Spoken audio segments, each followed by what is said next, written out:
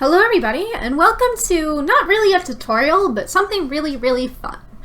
Today we are going to be talking about my protein databank toolset that I'm building in association with some really cool people. This toolset is designed so you can quickly visualize proteins from the protein databank. Let's talk about the protein databank just briefly.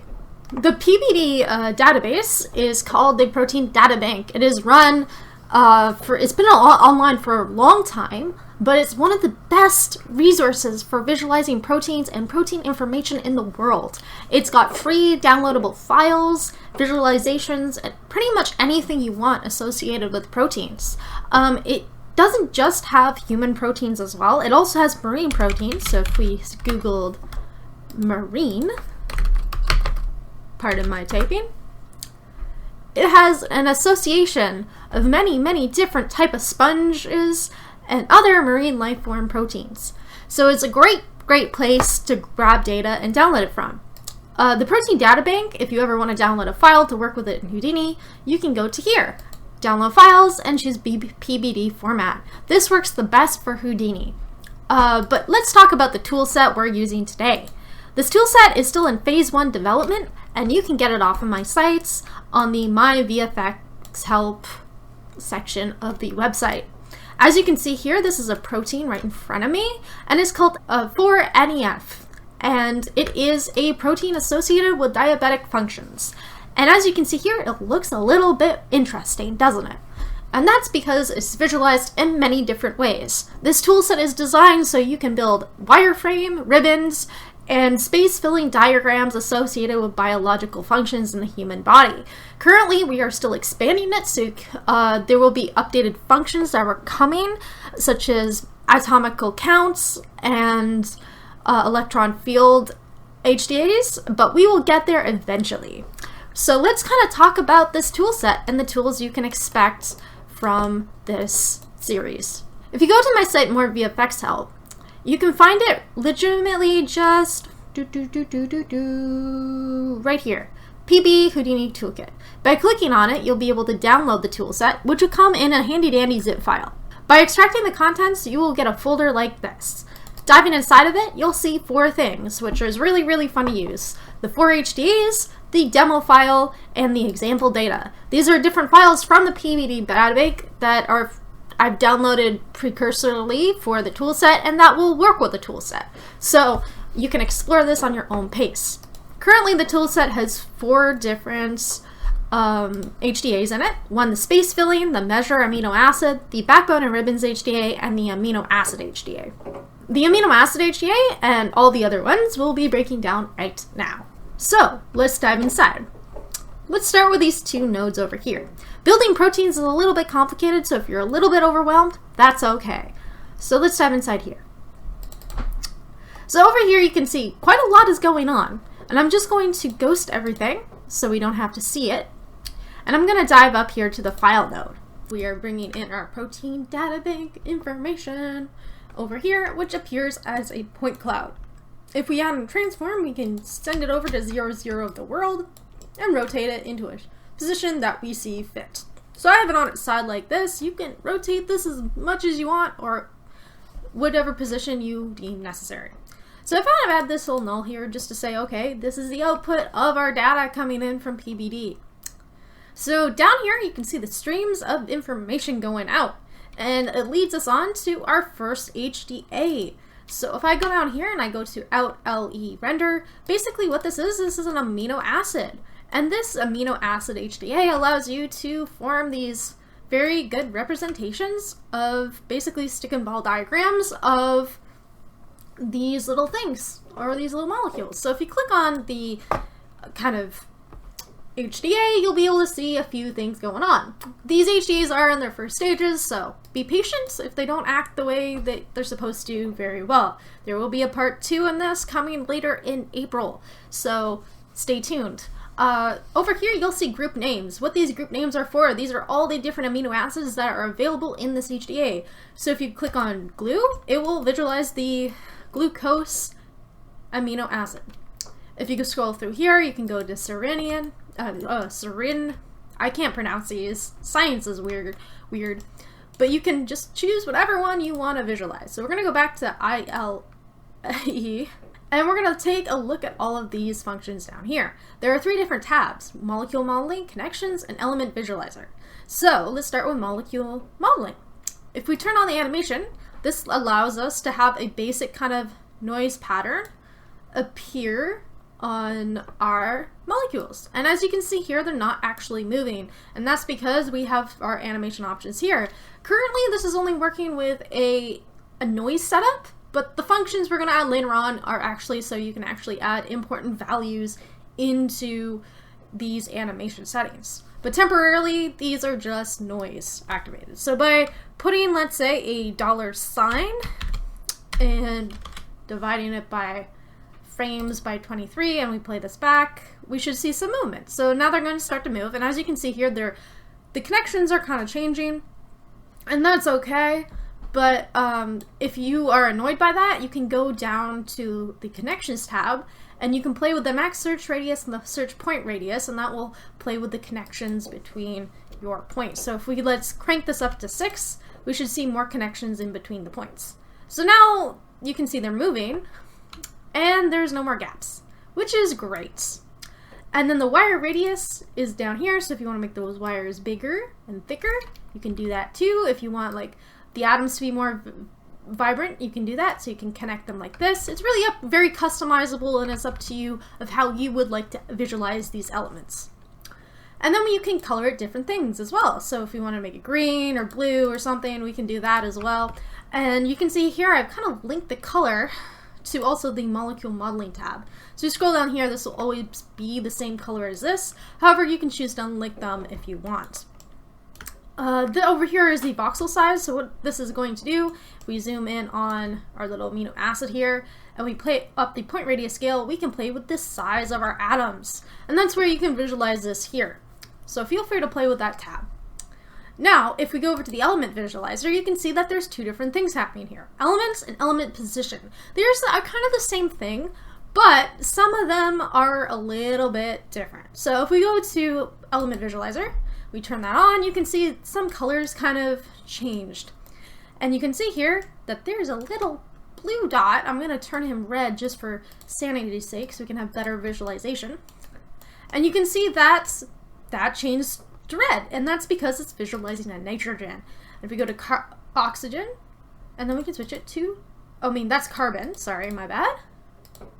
And if we go to oxygen, we can see it right there. So we can choose what different kind of elements we'd like to visualize, and with the element position, it does the exact same thing, but with the different specific elements in different positions. So if you wanted to visualize oxygen, you can still do that, but we're gonna have to turn off the element visualizer up here, turn on position visualizer, and then scroll down to whatever carbon atom we'd like to personally visualize. So that's really awesome, and it's really up to you of how you would like to play with these tabs, but that's the first HDA. It's very straightforward and very simple. If we dive inside, you can see that there is a multitude of things that are going on. There's 2 kind of subnets. The second subnet is kind of making your connections and your voxels and your atom size, and just taking that data and bringing it in. And then up here, these separate molecules is basically separating the molecules from everything else. So it's taking this little kind of select group function over here, and it's putting it into a wrangle, and we're just choosing whatever group we want to isolate. And that's what the second subnet is doing. So I'm going to not press that, and we're going to talk about the other cool HDAs you can use. So now we're going to talk about the ribbon HDA and also the space filling HDA. What you can see here are very interesting. So let's dive in here. And we're going to turn off, hopefully, there we go, everything else. So as you can see up here, I'm once again bringing in my data from PBD. And I'm transforming it into 0, 0 of the world. And I've kind of given it some rotations to rotate it back into place. So position it where you see fit. And now we have our null, which this is basically saying this is the out of our data. And we have 2 wrangles. One is kind of removing the sugars. So it's removing nag. And you can choose to keep this, you can choose to not. It's really up to you.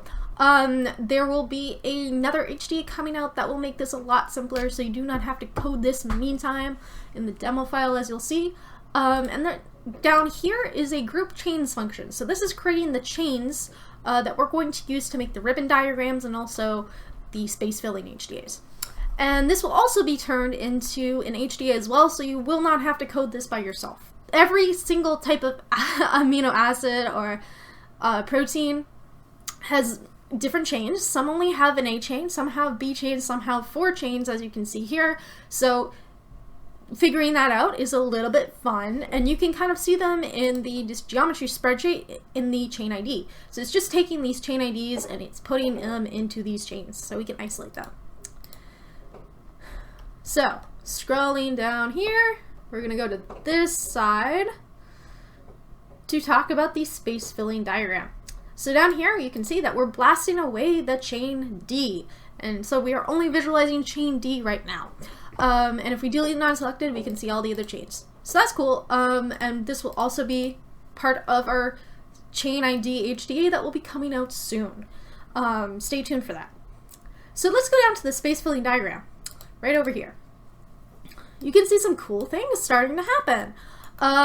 The space filling diagram HDA is designed to be as customizable as possible. And so if you are wanting to visualize different things in a space filling diagram, you can do so with this function. So we have 3 different tabs. We have the animation, modeling, and element visualizer. Element visualizer, the exact same thing as we talked about with the amino acids. If you want to basically visualize your nitrogen, oxygen, carbon elements, you can do that with these functions. So you can do elements on, and they should appear right there. Then you can see all the nitrogen atoms in your space filling diagram. Same with element position. Voxel size for modeling. Basically, if you want to play with the point radius scale of your space filling diagram, or how big these guys are, if you want to make them real chunky boys, you can do that as well. It's really up to you of how you want to customize this point radius scale or the atomic radius scale of these atoms. And iterations is just going to add some more smoothing to this. It can be a little bit heavy, so this tab here, don't play with it too often. You can play with the color here, so if you want to make it orange or green or whatever color you choose, you can. And you can also play with voxel scale, so if you want to make it really ugly, you absolutely can do that as well. But I left this customizable for the voxel scale because sometimes when you bring in the data and it's like a default setting of 0.2, it doesn't always work, so that's really up to you of how you want to work with this HDA. So we're going to go to Animation tab, and we are going to take a look at our animation. I'm currently in the process of fixing this little switchy boy here, but basically there's going to be multiple animation options for this space filling diagram as well, which is why this is kind of set up the way it is. Coming soon, we're going to talk about it. But once again, you can animate this using noise. So you can see them kind of move when they're offsetted, like that. And roughness, amplitude, all of those are customizable. So diving inside, you can kind of see all these fun stuff that's kind of happening. It's very simple. We have our noise switches and our normalizing our temperature factor and all that fun stuff to get our animation. And on the way we go. So that's gonna be fun. Let's move over to our ribbon diagram HDA. So let's jump over to chain C. So let's go look at chain C. Chain C is over here, and it is at the center of the world. And I'm just going to turn on my point visualizer so you can see it better. So we're blasting away that chain, and we're going to go down to our backbone or ribbon HDA. So by clicking on it, you can kind of see there's 2 outputs, illustration and animation. We go to the illustration, this will never move. So this is kind of like a still diagram of your ribbon. So it will not animate, and it's kind of just for visual illustration purposes, essentially. As you can see here, there's different parts of the chain that are yellow, and that's a little bit confusing, right? No, this is actually a little bit more customizable when you're visualizing which amino acids are attached to that part of the chain. So we'll jump over to our backbone ribbons, and you can see there's 2 or 3 tabs. There's chain elements, visualize amino acids, and illustration animation.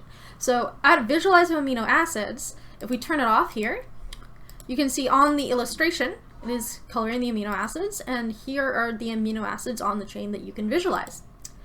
We also have animation on. Nothing will happen if you're visualizing the illustration over here when you click animation on, but basically this will